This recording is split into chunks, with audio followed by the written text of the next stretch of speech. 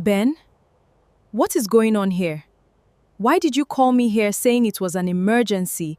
Blessing, I can explain. Explain what? Explain why you are standing here half dressed in another man's house? Explain why this woman is looking at me like I am the one who did something wrong? Sit down. Let me tell you everything from the very beginning. Before we go back to where this all started, I want to know, where in the world are you watching this from today? Drop your country in the comments below. And if you believe that betrayal always finds its way into the light, no matter how well it is hidden, hit that subscribe button and turn on the bell notification. You do not want to miss how this story ends. Now, let us go back to the very beginning, to a woman who believed she had found the perfect husband, and a man who never planned on staying faithful to anyone. Before the sun woke up, Blessing was already on her knees. Every morning in the small room behind the kitchen, she prayed for her husband and her baby girl. She prayed for peace. She prayed for provision. She prayed for a home that would grow stronger every single day. By the time Ben opened his eyes, breakfast was already waiting for him, his favorite plate. Warm pap, fried eggs, a side of bread just the way he liked it. He walked into the kitchen, wrapped his arms around her from behind, and placed a kiss on the side of her neck. "What would I do without you?" he asked, his voice still heavy with sleep. Blessing smiled, leaning back into him for a moment. "You would probably starve," she said, and they both laughed softly, the kind of laughter that only comes from years of comfort between two people. He picked up their daughter from her little chair, lifting her high into the air until she let out a small giggle, then held her close, whispering promises only a father makes to his child. "Daddy is going to build you a whole world," he said. "Just watch." Blessing stood by the counter, watching the two of them together, her heart full. This was the life she had chosen. This was the man she believed in completely. Before he left for work, Ben pulled her into a proper hug, holding her a little longer than usual. "I don't say it enough," he said, looking into her eyes, "but I am grateful for you, for staying home, for taking care of everything, for loving me the way you do." "You don't have to thank me," Blessing said. "I do it because I love you." He kissed her forehead, grabbed his bag, and walked out the door, waving one last time before disappearing down the street. Later that morning, Blessing called him, just to hear his voice, just to check on him the way she always did. "Have you eaten anything since you left?" she asked. "Should I prepare something small for you to carry tomorrow, or do they still bring lunch to the office?" "You worry too much," Ben said, laughing lightly on the other end. "I'm fine.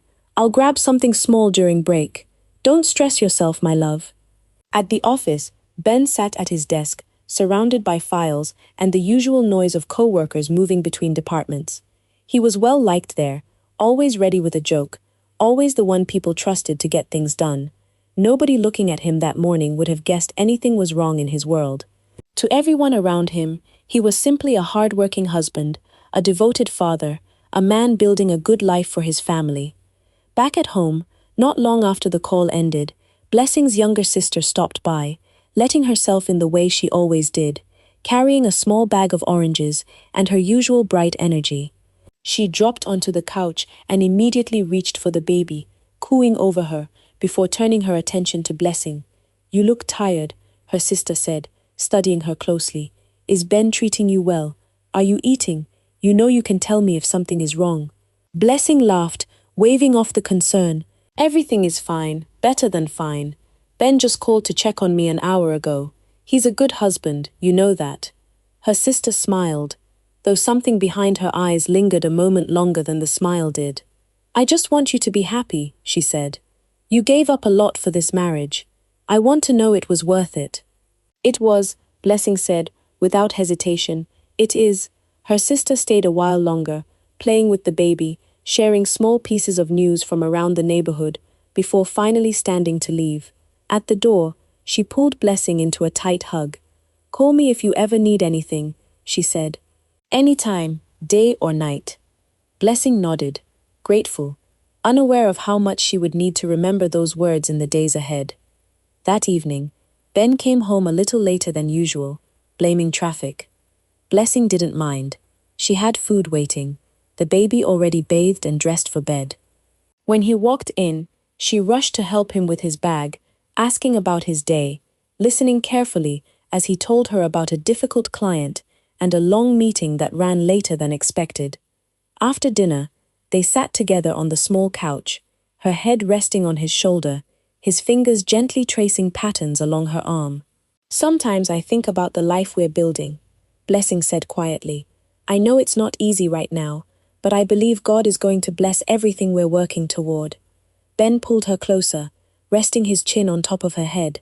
"We're going to be fine," he said. "I promise you, I will always take care of this family." Blessing closed her eyes, feeling completely safe in his arms, completely certain that the man holding her was exactly who he said he was. She had no idea that somewhere in his phone, hidden behind an ordinary name, a message was waiting for him. He looked up, caught himself, and quickly put the phone away. Somewhere in that quiet room, a secret had just begun to grow. It started at a wedding neither of them was originally invited to. Ben had gone to support a friend from work, who was getting married that weekend. Cynthia had come with a cousin, dressed in a way that made more than a few heads turn as she walked into the hall. Ben noticed her from across the room and didn't waste time. By the time the food was served, he had already found a way to sit close to her, complimenting her earrings, making her laugh with small jokes about the slow pace of the wedding program. He had a gift for making a woman feel like the only person in a crowded room, and Cynthia, flattered by the attention, gave him her number before the night ended. Over the following weeks, Ben poured on the charm the way he always did. He called her often, sent sweet messages in the morning when he is alone, told her things she wanted to hear. When she finally asked if he was married, Ben didn't hesitate before answering. "That's not my wife," he said smoothly. "That's my sister. She's been staying with me since her husband passed, with her child. Family, you understand. I couldn't just leave her stranded." Cynthia believed him completely. There was no reason not to. He said it with such ease, such confidence, that doubting him never even crossed her mind. In turn, Cynthia had her own story to tell. She explained that her husband traveled constantly for work, gone for weeks, sometimes months at a time, leaving her alone in a big house with nothing but silence for company. She never mentioned his rank. She never mentioned the uniform hanging in her closet, or the respect his name carried around town. To Ben, she was simply a lonely, wealthy woman, married to a man who never had time for her. "He doesn't see me anymore," she told Ben one evening, her voice soft with practiced sadness. "Sometimes I wonder why I even stayed this long." Ben played the role perfectly, comforting her, telling her she deserved better, that any man who ignored a woman like her didn't deserve her at all. It didn't take long before comfort turned into something more. Cynthia, unlike anyone Ben had been with before, didn't just offer him company. She offered him money too, slipping him cash for transport, buying him small gifts, treating him to things his own salary could never afford. For Ben, this made everything even sweeter. He wasn't just getting attention, he was getting spoiled. Back at home, Blessing had no idea any of this was happening. Her days were still filled with prayers, meals, and caring for the baby, though lately, a quiet restlessness had begun creeping into her heart. One evening, after putting their daughter to bed, she sat beside Ben and finally said what had been building inside her for weeks. "I want to start working again," she said. "Even something small. I miss using my hands. I miss having something that's mine." Ben shook his head before she even finished speaking. "Why do you need to stress yourself like that?" he said. "I'm taking care of everything. You don't need to go looking for work outside. Focus on the home. Focus on our daughter." Blessing wanted to argue, but she swallowed her words instead, telling herself he only wanted to protect her. Still, that night, something about his answer sat differently with her than it used to. She couldn't explain why, but a small seed of doubt had just been planted, one she wasn't ready to admit was there. Days turned into weeks, and Blessing's request to work stayed buried, though it never fully left her mind. She watched other women in the neighborhood open small shops, sell food by the roadside, build something with their own hands, and every time, a quiet ache settled in her chest. She loved her husband. She loved her daughter, but she missed feeling like her own person, not just someone's wife, someone's mother. Ben, meanwhile, had grown more comfortable than ever in the life he was secretly building. Cynthia's gifts kept coming: small envelopes of cash, a new pair of shoes, a wristwatch. He told Blessing he'd gotten from a satisfied client. Blessing admired the watch the day he brought it home, turning it over in her hands, asking questions about the client who gave it to him. "Just someone grateful for good service," Ben said, waving off her curiosity. "You know how these business people are. They like to show appreciation." Blessing nodded, accepting the answer the way she accepted most things he told her. But that night, lying awake beside him, she found herself replaying small moments from the past few weeks, moments that hadn't bothered her before, but suddenly felt harder to ignore. The late nights that kept stretching longer, the phone he now kept face down wherever he placed it, the way he sometimes stepped outside to take calls he used to take right in front of her. None of it was proof of anything. She told herself that repeatedly. A man could be busy without being dishonest. A man could receive gifts from clients without it meaning something more. Still, the doubt she tried to bury kept finding small ways to surface. She mentioned it once to her sister, carefully, choosing her words so it wouldn't sound like an accusation. "Do you think it's normal for a man to be this secretive about his phone?" she asked one afternoon, keeping her voice light, as if the question meant nothing. Her sister studied her for a moment, before answering carefully. "Every man has habits," she said, "but you know your husband better than anyone.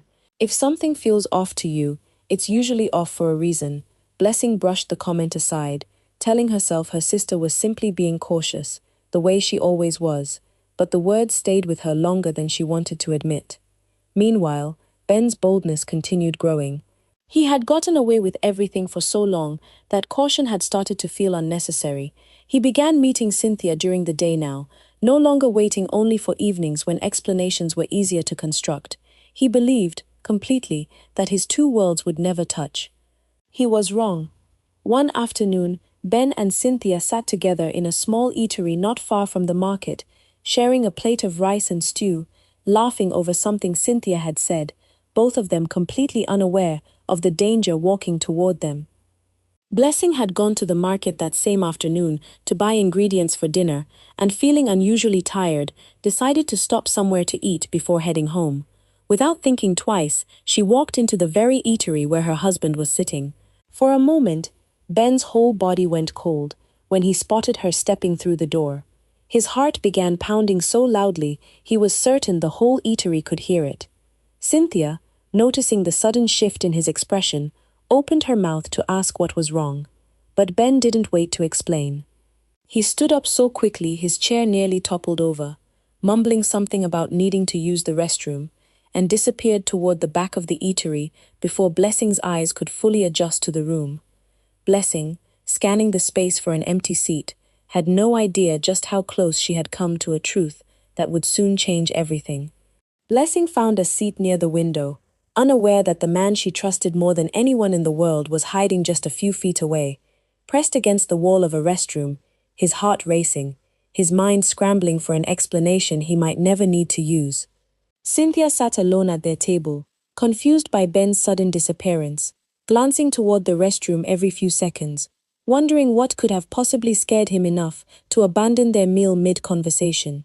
She had no idea Blessing even existed, let alone that she was sitting just across the room. Blessing ordered her food, her mind elsewhere, thinking about dinner preparations and the baby waiting at home. She never once looked closely at the woman sitting a few tables away, never had a reason to. To her, Cynthia was simply another stranger, enjoying a meal, nothing more. Minutes passed. Ben remained hidden, watching through a small gap in the restroom door, his food growing cold at the table, his excuse for Cynthia still unfinished in his mind. He waited and waited, praying silently that Blessing would finish quickly and leave before he ran out of time. Finally, after what felt like an eternity to him, Blessing paid for her food, gathered her things, and walked out of the eatery, completely unaware of how close she had just come to catching the very thing she had been quietly suspecting for weeks. Only after the door closed behind her did Ben step out from his hiding place, his shirt slightly damp with nervous sweat, his hands unsteady as he sat back down across from Cynthia. "What happened to you?" Cynthia asked, studying him closely. You ran off like you saw a ghost. Ben forced a laugh, reaching for his glass of water. Stomach trouble, he said. Must be something I ate earlier. Cynthia accepted the excuse, though something about his behavior lingered in the back of her mind, a small flicker of suspicion she chose not to explore further. She had her own secrets to protect, after all, and questioning Ben too closely might invite him to question her in return. That evening, Ben came home quieter than usual, replaying the afternoon over and over in his mind. He had come dangerously close to losing everything in a single afternoon, and the fear of it sat heavy in his chest, though he said nothing about it to Blessing. Blessing, setting the table for dinner, mentioned casually that she had eaten out earlier because she was too tired to cook after the market. The eatery near the market was actually pretty nice, she said, unaware of the weight her words carried. You should try it sometime. Ben's hand froze for a brief second over his plate before he forced himself to continue eating, mumbling a quiet response about maybe checking it out someday. Blessing didn't notice the pause. She was too busy serving the baby's food, too trusting to read anything into her husband's sudden silence. But something had shifted that day, even if neither of them could name it yet.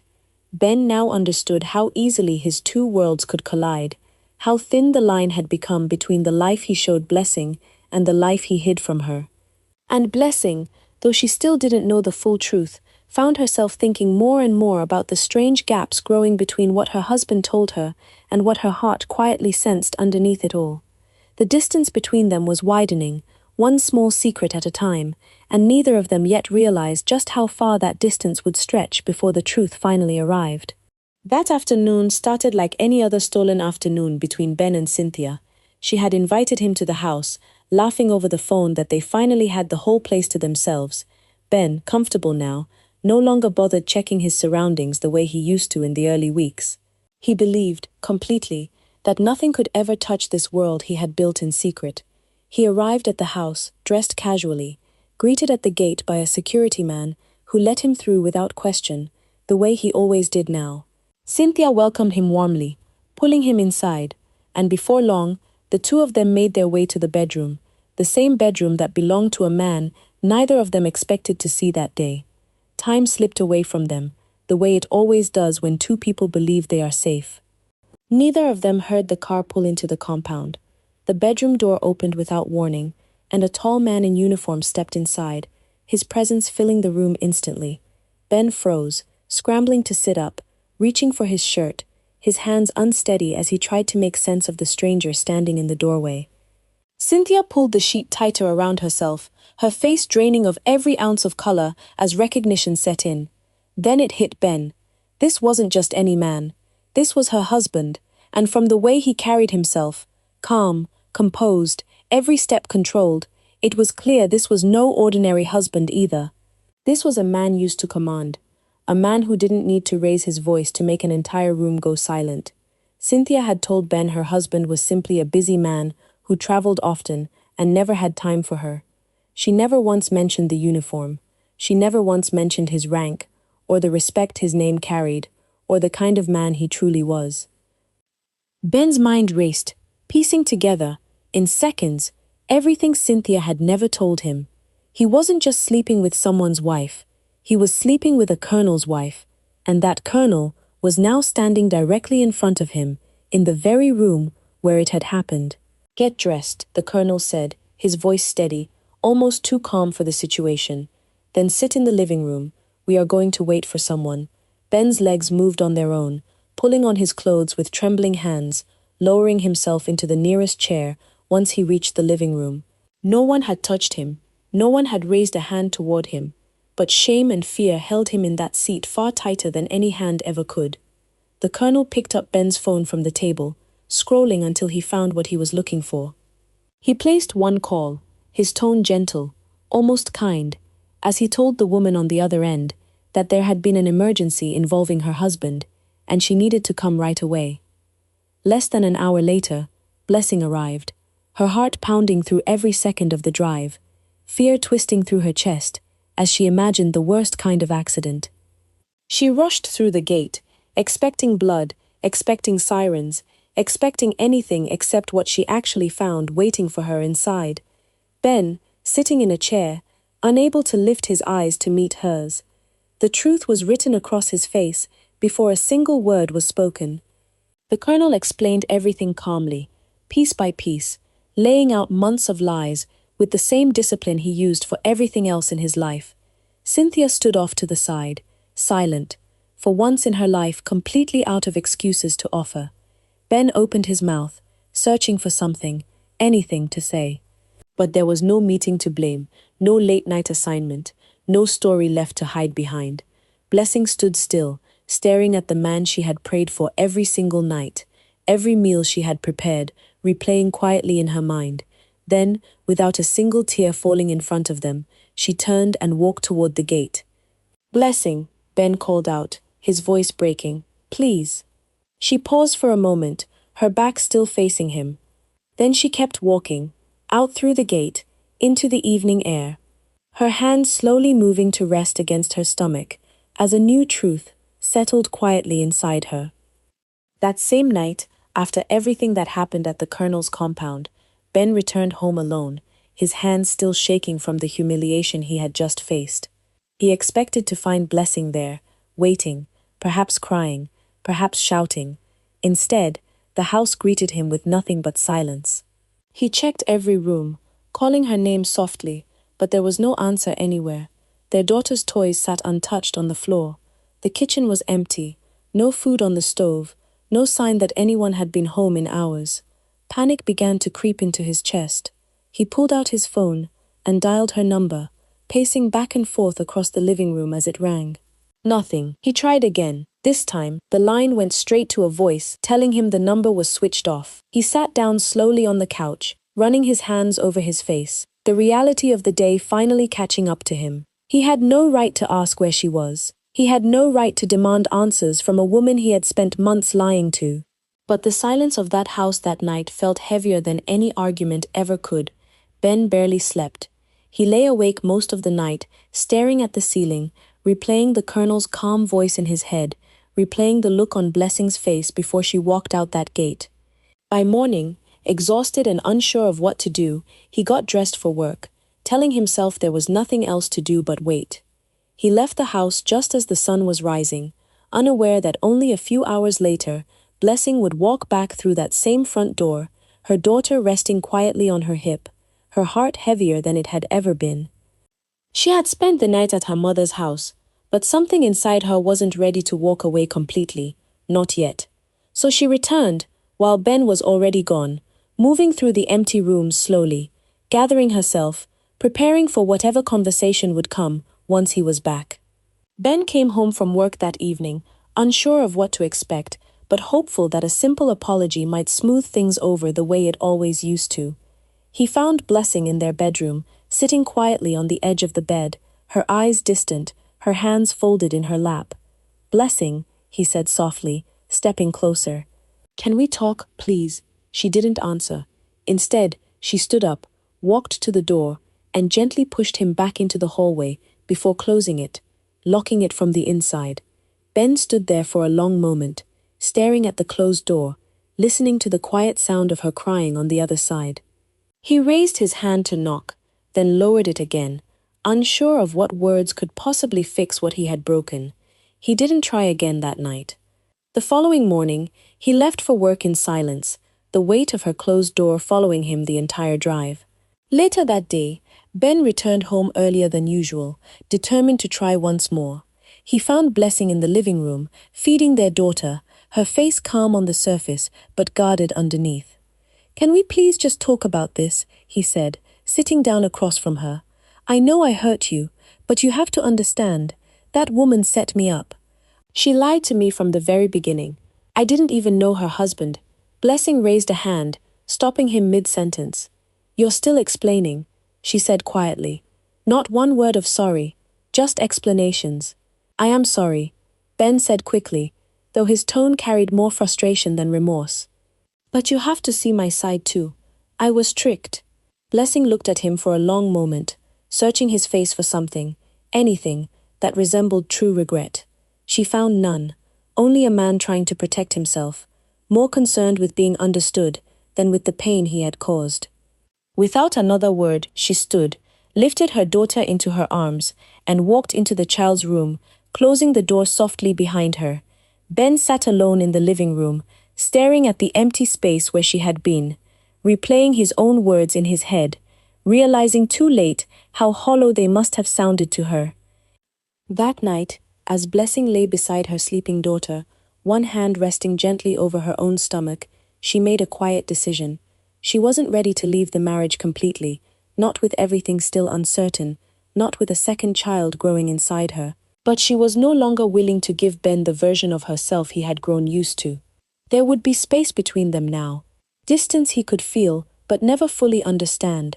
And somewhere in that quiet distance, Blessing began building a wall around her heart, one Ben's apologies would no longer be able to reach. The following morning, Blessing dressed carefully, lifted her daughter onto her hip, and made her way to her mother's house. She had not planned to tell her mother everything, not yet.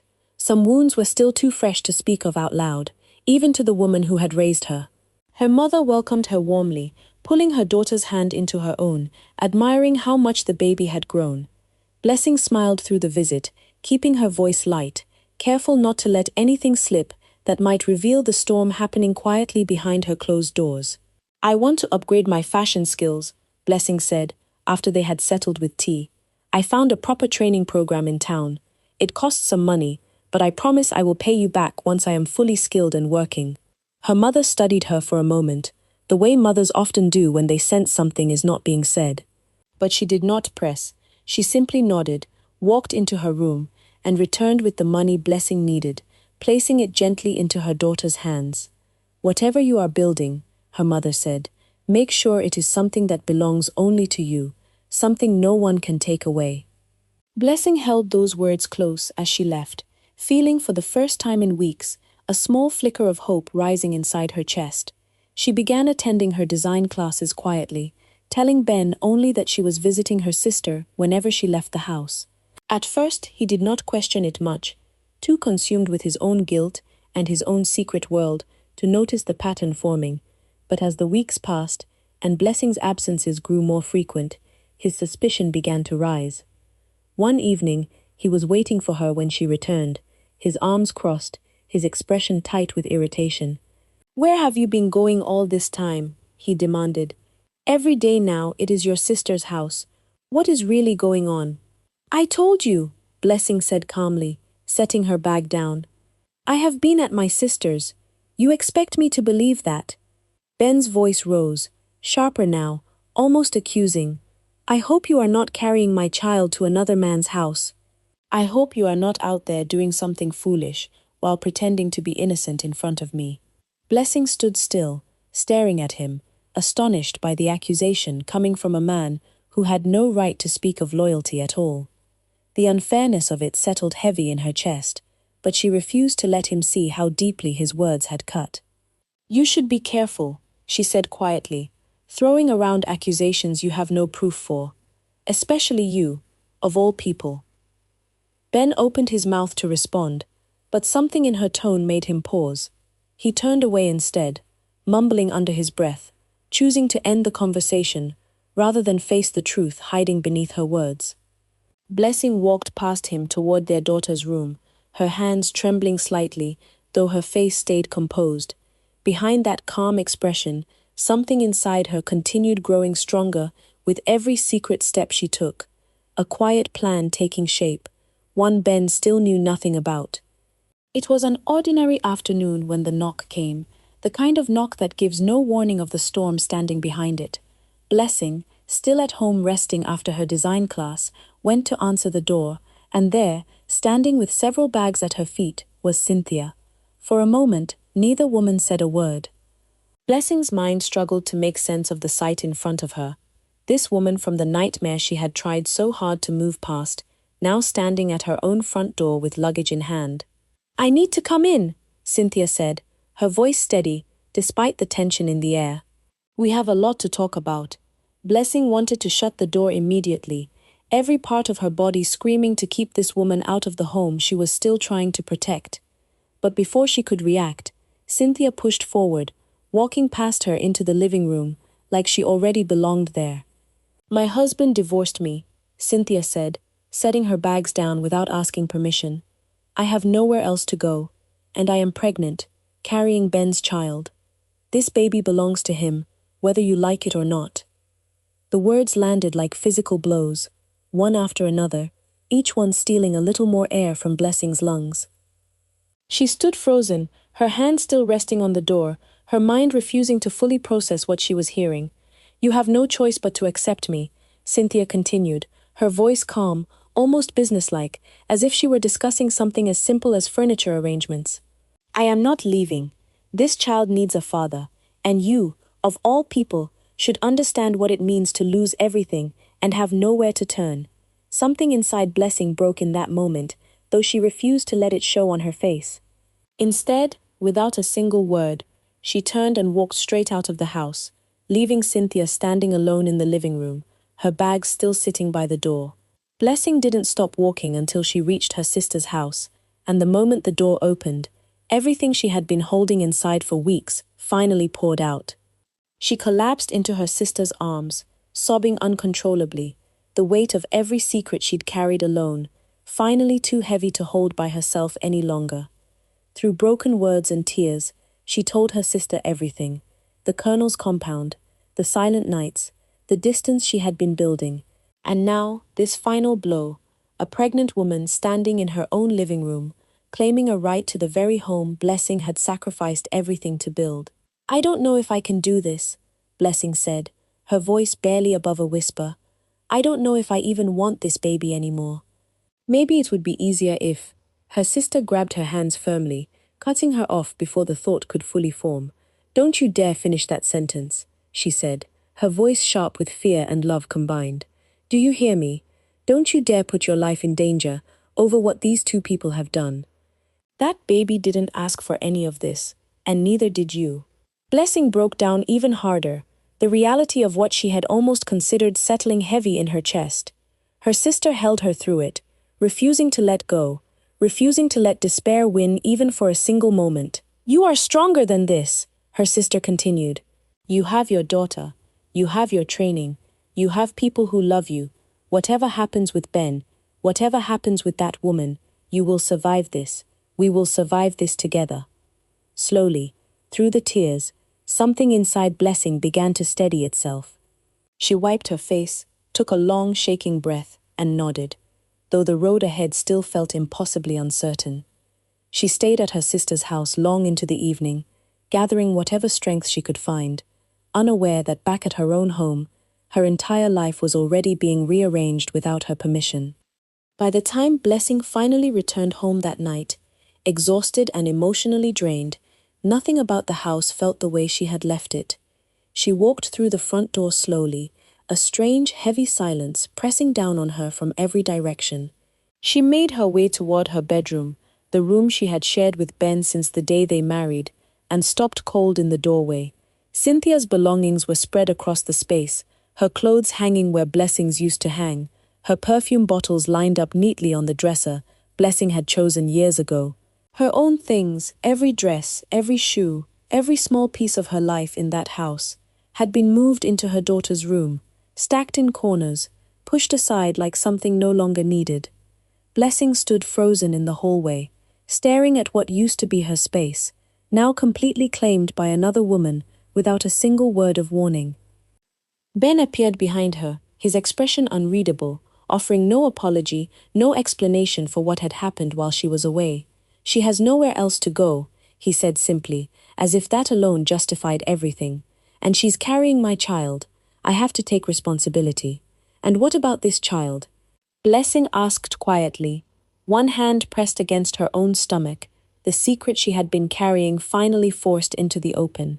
Ben's eyes moved to her hand, understanding slowly settling across his face, though it brought no softness with it.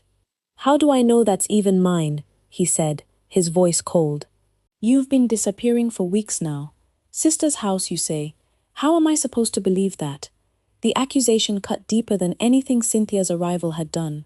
Blessing stared at him, searching for any trace of the man who once held her close, who once promised to always take care of her. She found nothing left of him in the eyes staring back at her now.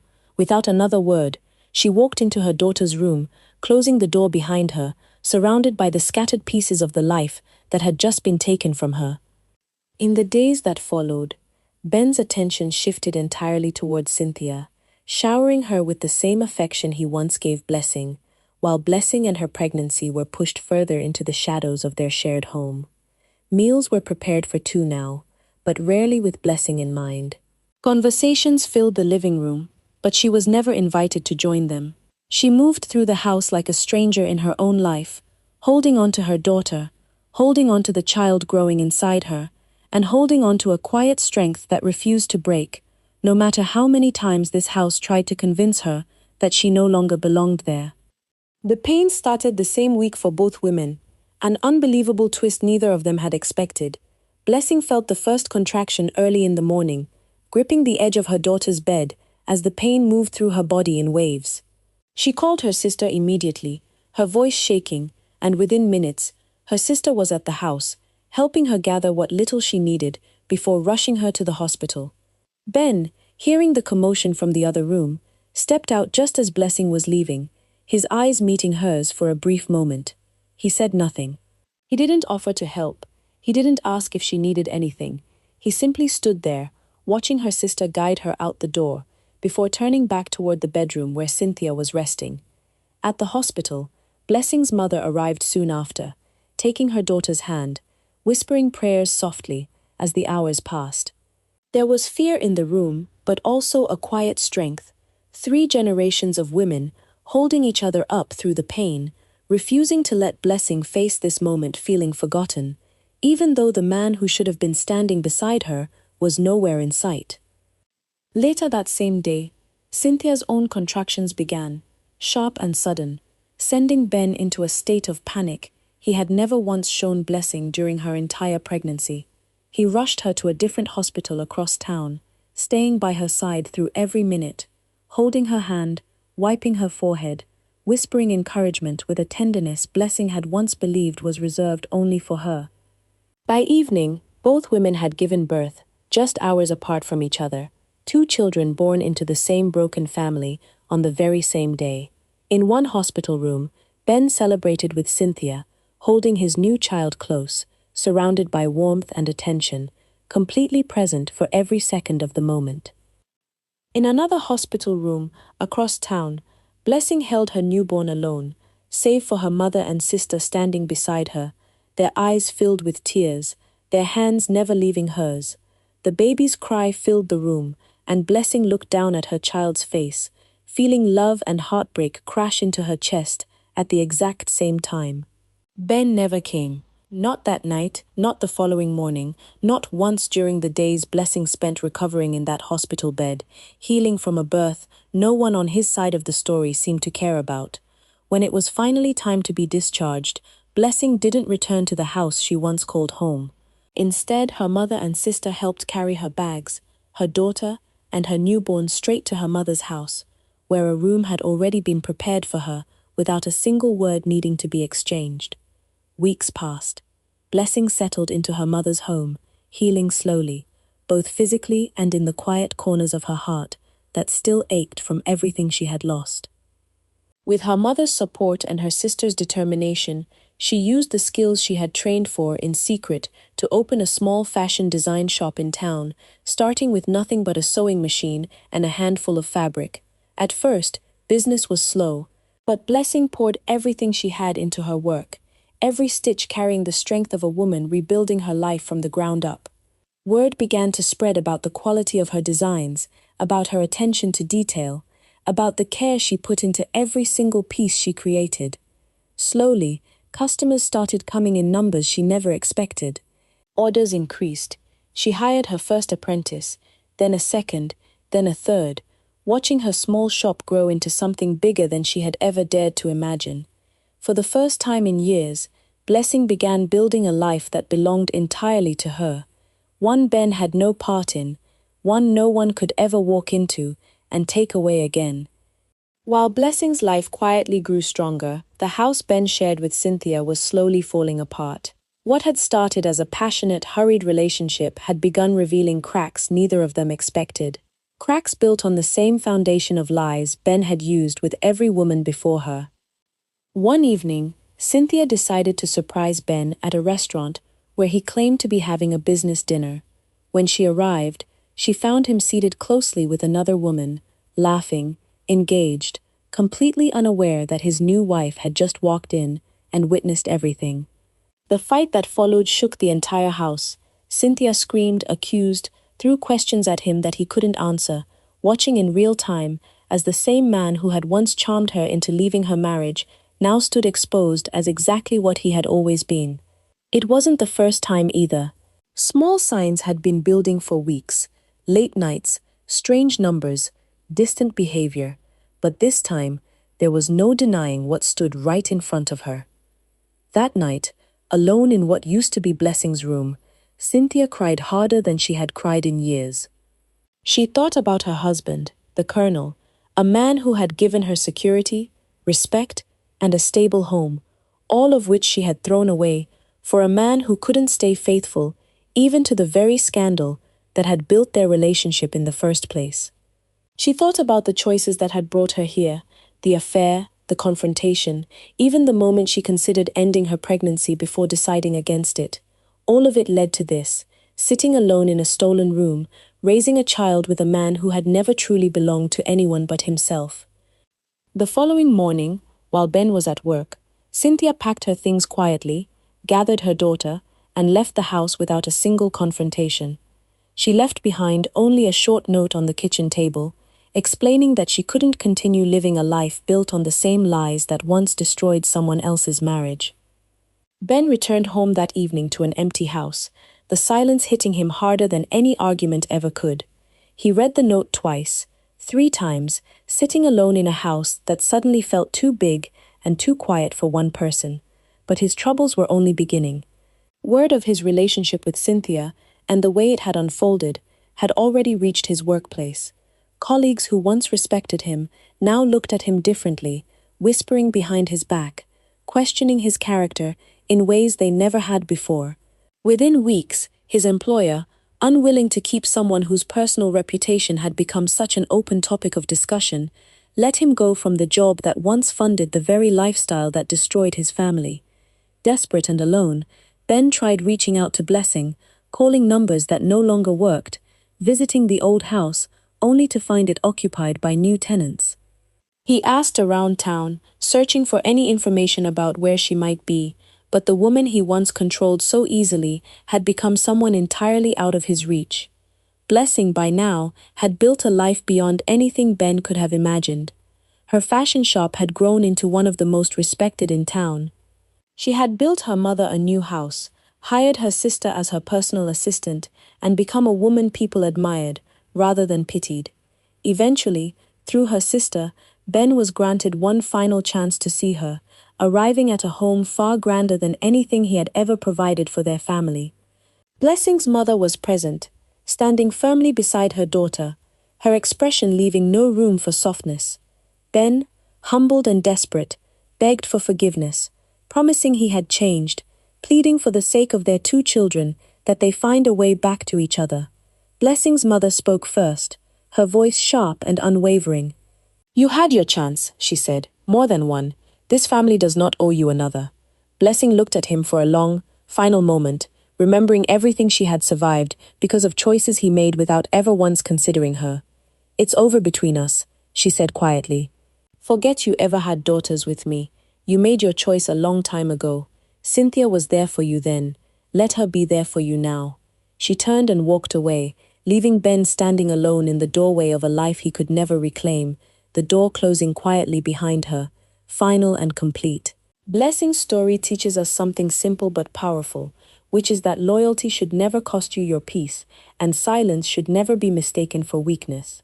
A woman who prays, works, and builds quietly will always outlast a man who only knows how to lie. And no matter how long betrayal hides in the dark, the truth always finds its way into the light. If this story touched you, don't scroll away in silence. Tell us in the comments whether you think Ben deserved a second chance, or if Blessing made the right choice. Like this video if you believe good things come to those who stay faithful and strong, and subscribe so you don't miss our next story. See you in the next one.